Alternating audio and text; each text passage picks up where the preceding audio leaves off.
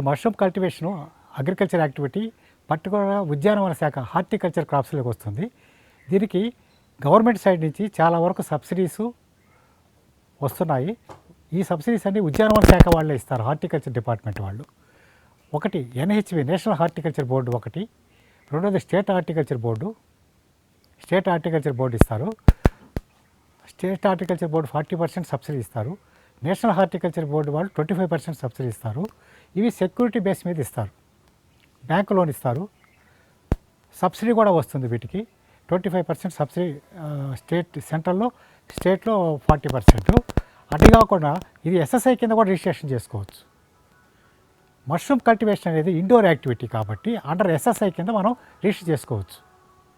Small scale industry కింద register చేసిన ప్రతి unit, whether it is agriculture కానీ అగ్రికల్చర్ కాకపోయినా కానీ కల్టివేషన్ అండ్ ప్రాసెసింగ్ కింద రిజిస్టర్ చేయాలి. దాని కింద వాళ్ళకి 25% సబ్సిడీ వస్తుంది ఎస్ఎస్ఐ కింద. ఆల్ ఎస్ఎస్ఐ రిజిస్ట్రేషన్ అయిన వాళ్ళందరికీ ఎలిజిబుల్. ఈ స్మాల్ స్కేల్ ఇండస్ట్రీలో రిజిస్టర్ చేసుకున్నటువంటి mushroom cultivation and processing units అన్నిటికీ 25% సబ్సిడీ ఎలిజిబిలిటీ ఉంది. ఈ mushroom cultivation under ministry of food processing ఇండస్ట్రీకి వస్తుంది, MOFPI అంటారు. మినిస్ట్రీ ఆఫ్ ఫుడ్ ప్రాసెసింగ్ ఇండస్ట్రీలో ఈ మష్రూమ్ కల్టివేషన్ ఉంటుంది. It is a food product. So under processing కింద ఎస్ఎస్ఐ కింద రిజిస్ట్రేషన్ చేసుకొని చాలామంది లోన్స్ తీసుకుంటారు. అది అప్ టు 25 lakhs వరకు సెక్యూరిటీ లేకుండా లోన్స్ వస్తాయి వాళ్ళకి. ఆ లోన్స్ వల్ల చాలా ఉపయోగం ఉంటుంది. దాంట్లో సబ్సిడీ పార్ట్ మాత్రము బ్యాక్ ఎండ్ సబ్సిడీ, అంటే లోన్ 3 సంవత్సరాలు అనుకుంటే ఆ 3 సంవత్సరాలు వీళ్ళు రన్ చేసిన తర్వాతనే సబ్సిడీ వాళ్ళ అకౌంట్కి క్రెడిట్ అవుతుంది. కాబట్టి బ్యాక్ ఎండ్ సబ్సిడీ కాబట్టి మనం పండించుకునే గ్రోవర్స్ మాత్రం జాగ్రత్తగా సబ్సిడీ తీసి పండించి దాన్ని రీపేమెంట్ చేసి లోన్ క్లోజ్ చేసుకుని సబ్సిడీ తీసుకోవడం బెటర్. ప్రతి హౌస్ వైఫ్ చిన్న స్కేల్లో నుంచి పెద్ద స్కేల్ వరకు పోవచ్చు. ఫస్ట్ చిన్న స్కేల్లో స్టార్ట్ చేసుకుంటే 5-10 kgలతో స్టార్ట్ చేసిన వాళ్ళకి కాన్ఫిడెన్స్ వచ్చి మార్కెట్ కూడా డెవలప్ చేసుకుంటూ గ్రాడ్యువల్గా వాళ్ళు ఇంక్రీజ్ కావచ్చు, పెద్ద లెవెల్కి వెళ్ళిపోవచ్చు. అప్ టు 5 lakhs 10 lakhs కూడా వాళ్ళకి మార్కెట్ అయితే ఉంది.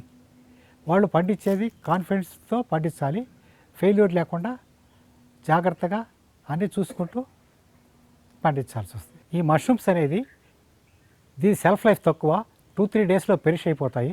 కాబట్టి ఇట్ ఈజ్ లోకలైజ్డ్ మార్కెట్, అంటే ఇట్ ఈజ్ అనార్గనైజ్డ్ మార్కెట్. మన పండ్లు కూరగాయలు వాటిలాగానే ఇది అనార్గనైజ్డ్ మార్కెట్. ఎక్కడోళ్ళు అక్కడ అమ్ముకోవాలి. ఫస్ట్ పాయింట్, మీరు ఎక్కువ పండించి పంపాలంటే ప్రిజర్వేషన్ కింద పండించాలి. కోల్డ్ స్టోరేజ్ కానీ లేకుంటే ఫ్రీజర్ వ్యాన్స్లో కానీ దూరం ప్రదేశాలు బాంబే, ఢిల్లీ, హైదరాబాద్. ఇప్పుడు విలేజెస్లో పండించిన వాళ్ళు సిటీకి అమ్ముకోవచ్చు, లేదు విలేజ్లో కొంచెం పండించుకున్న వాళ్ళు ఆ విలేజ్లోనే అమ్ముకోవచ్చు. ఎక్కడక్కడ లోకల్ మార్కెట్ వాళ్ళు చూసుకోవాలి. వాళ్ళు పండించే కెపాసిటీని బట్టి మార్కెట్ కూడా వాళ్ళకి స్ప్రెడ్ అవుతుంది. వాడికి ప్రిజర్వేషన్ టెక్నిక్స్ కావాలి వాళ్ళకి. అంటే ఒక ప్లేస్ నుంచి ఇంకో ప్లేస్ పంపాలంటే దాన్ని ప్రిజర్వేషన్లో పెట్టి పంపాలి. సో చిన్న వాళ్ళు చేయలేరు. కాబట్టి చిన్న వాళ్ళకి లోకల్ మార్కెటే బెస్ట్.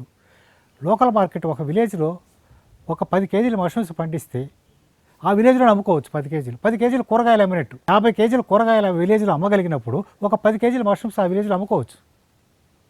మష్రూమ్కి అవేర్నెస్ కొంచెం తక్కువ అయినా కానీ కూరగాయలాగానే మష్రూమ్స్ కూడా పోతుంది. ఎక్కడికక్కడ అమ్ముకోవాలి. లేదు పెద్ద లెవెల్లో పోవాలన్నప్పుడు మాత్రం వేరే డిస్ట్రిక్ట్స్కి, హెడ్ క్వార్టర్స్కి హైదరాబాద్ కానీ మద్రాస్ కానీ లేకుంటే బాంబే, పూణే ఇట్లాంటి ప్లేసెస్లో చాలామంది కొంటుంటారు.